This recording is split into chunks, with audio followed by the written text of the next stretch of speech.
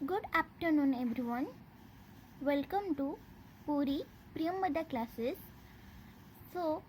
आज हम पढ़ेंगे कॉन्ट्रैक्ट एक्ट.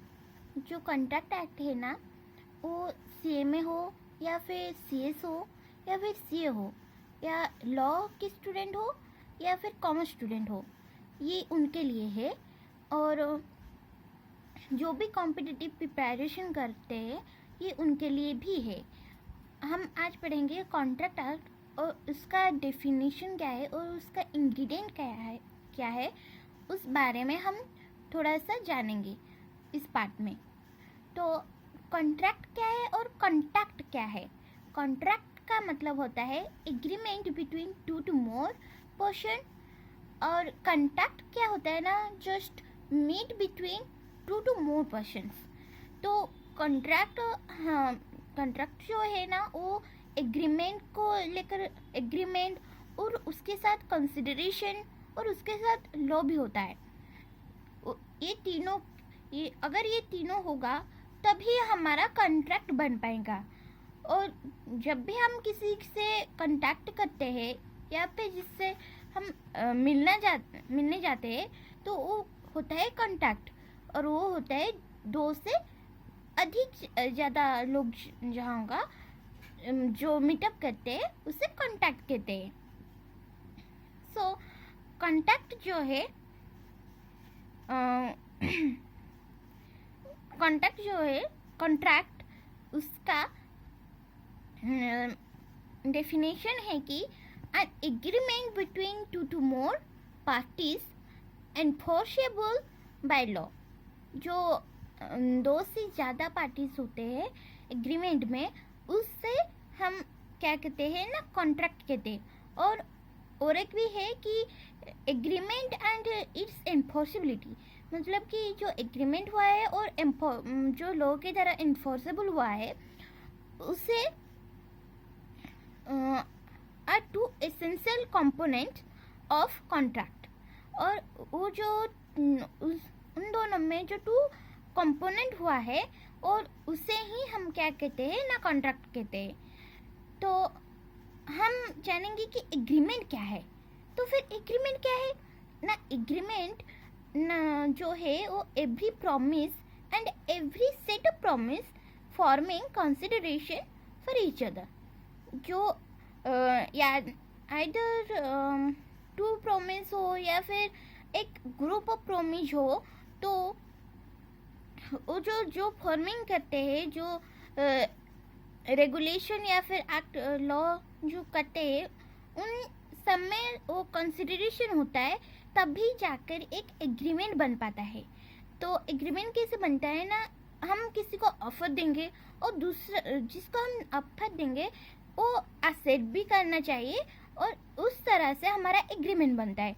और एग्रीमेंट के बाद अगर उसके साथ हमारा लॉ और कंसिडरेशन अगर मिल जाएगा, तभी हमारा कॉन्ट्रैक्ट बन पाएगा. तो जो कॉन्ट्रैक्ट एक्ट है वो सेक्शन 2 सबसेक्शन H में है. तो जो सेक्शन 2H में है वो कॉन्ट्रैक्ट एक्ट है, एक्ट के हिसाब से है. तो उसका डेफिनेशन क्या है ना, an agreement enforceable by law. तो मैंने पहले से भी ये बोला कि जो कॉन्ट्रैक्ट है ये एक एग्रीमेंट है जो कि लॉ के द्वारा इन्फोर्सेबल किया जाता है. तो उसे हम क्या कहते हैं ना, कॉन्ट्रैक्ट एक्ट. तो फिर एग्रीमेंट क्या है, एग्रीमेंट का सेक्शन जो डिफिनेशन है उसका, वो सेक्शन 2 सबसेक्शन E में उसे डिफाइन किया गया है. और मैंने वो भी बोला था कि उसका डेफिनेशन क्या है कि every promise and every set of promise forming the consideration of for each other. तो उसका बाद क्या होता है ना, जो सेक्शन 2B है वो किस पे डिफाइन किया गया है, किस वर्ड पर ना, जो प्रोमिस है, जो ऑफर, जो एक्सेप्टर है, जो एक्सेप्टेंस और प्रोमिस है, उसका डेफिनेशन सेक्शन 2B में है. तो क्या है उसमें ना, when the person to whom the proposal is made signifies his assent there too the proposal is said to be accepted. A proposal when accepted becomes a promise. तो जब proposal हमारा एक्सेप्टेड हो जाता है तब ही हमारा जो प्रॉमिस है वो बन जाता है. तो ये डिफाइन किया गया है सेक्शन 2B में. यानी कि जो एग्रीमेंट है, एग्रीमेंट ये ऑफर और प्रॉमिस से ही बनता है, तो इसीलिए इसे दिया गया है. जो कॉन्ट्रैक्ट एक्ट होता है वो एग्रीमेंट में agreement, law, consideration, object, competent, इन सबको मिलाकर कॉन्ट्रैक्ट एक्ट बनता है. तो हमने पहले एग्रीमेंट जाना, उसके बाद ऑफर और एक्सेप्टर के बारे में जाना, और फिर लॉ क्या है ना, लॉ में क्या क्या रहता है ना, एक्ट, रूल और रेगुलेशन रहता है. और कंसिडरेशन किस में है ना, सेक्शन 2D में है. तो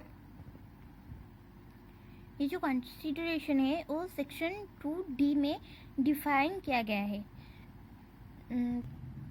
तो अब हम जानेंगे कि essential element of valid contract क्या है. ये इसको डिफाइन किया गया है सेक्शन 10 में, जो है कि all agreement are contract if they are made by the free consent of parties competent to contract for a lawful consideration and right a lawful object and are not hereby expressly declared to be void. तो इसमें क्या क्या जाता है ना, lawful consideration and lawful object, capacity to contract, free consent, agreement not declared void or illegal, certainty of meaning, possibility of performance of an agreement, necessary legal formalities, proper offer and proper acceptance with intention to create legal relationship. ये art होगा तभी जाकर एक valid contract बन पाएगा. तो फिर contract कितनी प्रकार की होती है? 3 प्रकार की होती है. एक वैलिडिटी, दूसरा फॉर्मेशन और तीसरा है परफॉर्मेंस. तो वैलिडिटी क्या है ना, valid contract, void contract, validable contract, illegal agreement, unenforceable agreement. मतलब वैलिड कॉन्ट्रैक्ट, उसके बाद वॉइड कॉन्ट्रैक्ट, उसके बाद क्या है ना voidable contract, illegal agreement and then unenforceable agreement. तो फॉर्मेशन किस में होता है ना, express contract, implied contract, quasi contract, ये तीनों में फॉर्मेशन होता है. तो फिर परफॉर्मेशन क्या है ना, एग्जीक्यूट कॉन्ट्रैक्ट, एग्जीक्यूटरी कॉन्ट्रैक्ट, उसके बाद on erectile contract,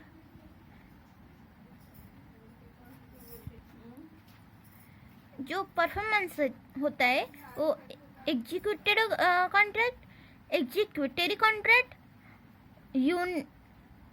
unilateral contract और बायलेटरल कॉन्ट्रैक्ट में होता है. तो आज के लिए इतना, और बाकी नेक्स्ट पार्ट में हम जानेंगे कि कॉन्ट्रैक्ट होता क्या है, कॉन्ट्रैक्ट में जो डेफिनेशन है उन सब का, वो सब कौन कौन सी सेक्शन में डिफाइन किया गया है, और भी जो ये वैलिड कॉन्ट्रैक्ट है, वॉइड कॉन्ट्रैक्ट है, उन सब के बारे में हम नेक्स्ट पार्ट में जानेंगे. Thank you for watching.